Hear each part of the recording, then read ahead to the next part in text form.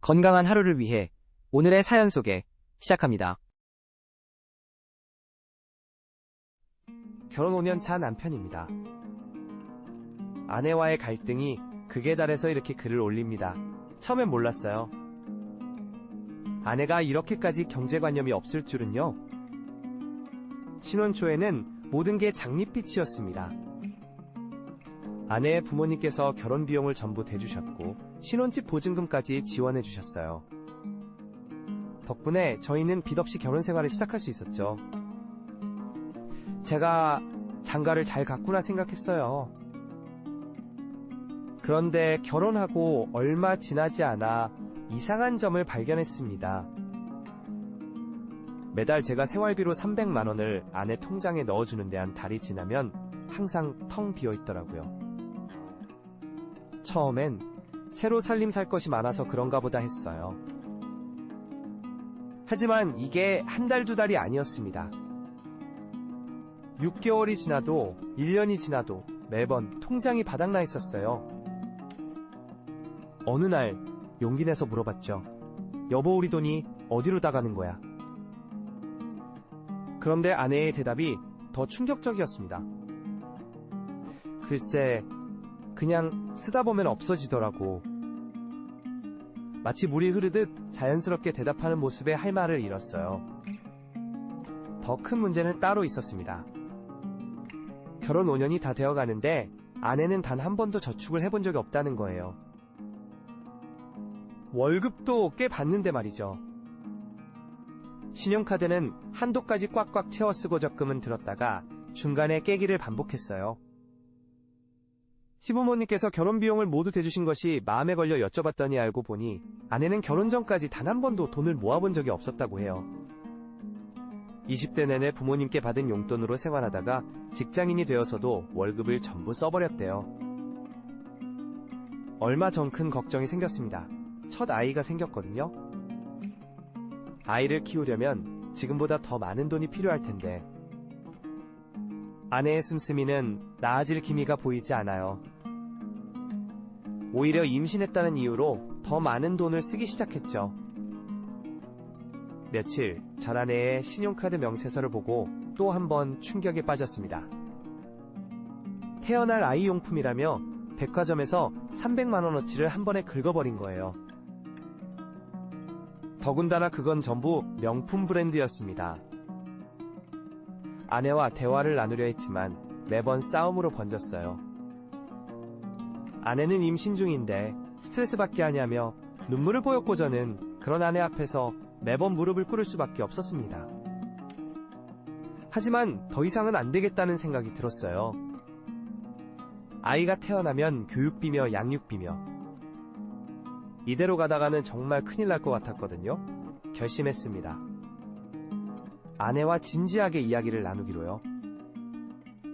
퇴근하고 집에 들어가니 아내가 또 쇼핑몰을 보고 있더라고요. 이번엔 유모차를 고르고 있었는데 가격이 무려 200만 원대였습니다. 순간 머리가 어지러워졌어요. 조심스럽게 말을 꺼냈죠. 여보, 우리 돈 얘기 좀 해야겠어. 그러자마자 아내의 표정이 굳어졌습니다. 또 시작이네. 당신은 왜 이렇게 돈만 밝혀? 우리 아기한테 좋은 거 해주고 싶은 게 뭐가 잘못됐다고? 이번엔 제가 참지 않았어요. 지금 우리가 쓰는 돈이 누구 돈인 줄 알아? 내가 얼마나 힘들게 버는데. 당신은 왜 한 번도 미래를 생각하지 않는 거야? 그 순간 아내가 배를 붙잡으며 쓰러졌습니다. 아파. 너무 아파. 당황한 저는 얼른 아내를 부축해 병원으로 달려갔어요. 응급실에서 진찰을 받는 동안 가슴이 철렁했습니다. 혹시나 제가 스트레스를 줘서. 다행히 태아는 괜찮다고 했지만 의사 선생님께서 심각한 표정으로 말씀하셨어요. 스트레스가 심한 것 같은데 이대로는 위험할 수 있습니다. 부부가 서로 많은 대화를 나누셔야 할 것 같네요. 병실에 누워있는 아내를 바라보며 생각했습니다. 도대체 우리가 어디서부터 잘못된 걸까? 그때 문득 아내의 스마트폰에서 알림이 울렸어요. 평소라면 신경 쓰지 않았을 텐데 이상하게도 그 알림음이 거슬리더군요. 아내는 약을 먹고 깊이 잠들어 있었습니다. 죄송한 마음이 들었지만 저는 결국 아내의 스마트폰을 들여다보고 말았어요. 그리고 그 순간 제 눈앞이 캄캄해졌습니다. 아내의 비밀스러운 삶이 하나둘 드러나기 시작했으니까요. 아내의 휴대폰에는 수많은 쇼핑몰 앱이 깔려 있었고 알림음의 정체는 오늘의 특가 상품 광고였습니다. 문득 카카오톡 단체방이 눈에 띄었는데 명품 쇼핑 인증방이라는 제목이었어요. 채팅방을 열어보니 수십 명의 주부들이 서로 명품 구매 인증을 하고 있었습니다. 그 중에는 우리 아내도 있었죠. 임신 중이라며 태교를 위해서라도 좋은 것을 써야 한다는 댓글들. 서로를 부추기며 고가의 물건을 구매하는 모습에 한숨이 나왔어요. 더 놀라운 건 아내의 인터넷 검색 기록이었습니다. 신용카드 한도 늘리는 법 대출 없이 돈 만드는 방법. 이런 검색어들이 가득했어요.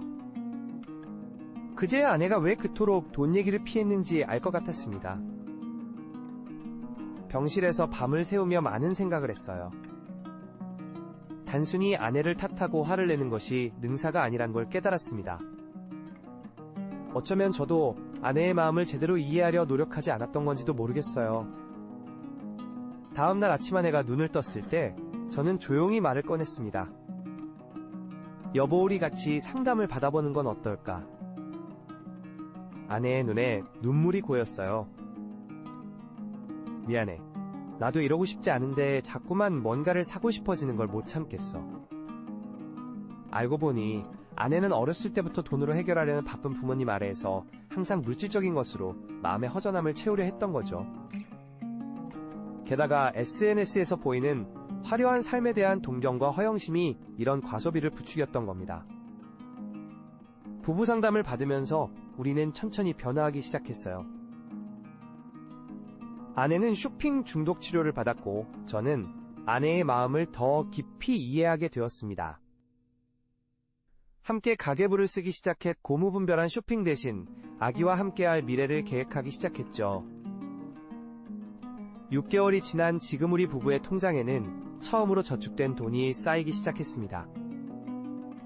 더 놀라운 건 아내가 스스로 명품 대신 합리적인 육아용품을 찾아보기 시작했다는 거예요. 우리 아기한테는 비싼 것보다 엄마 아빠의 사랑이 더 중요하지 않을까? 얼마 전 태어난 우리 아기를 보며 새삼 깨달았습니다. 진정한 행복은 물질적인 것이 아닌 서로를 이해하고 함께 성장하는 과정에 있다는 것을요. 여러분은 어떠셨나요? 비슷한 사연이 있다면 댓글로 함께 나눠주세요.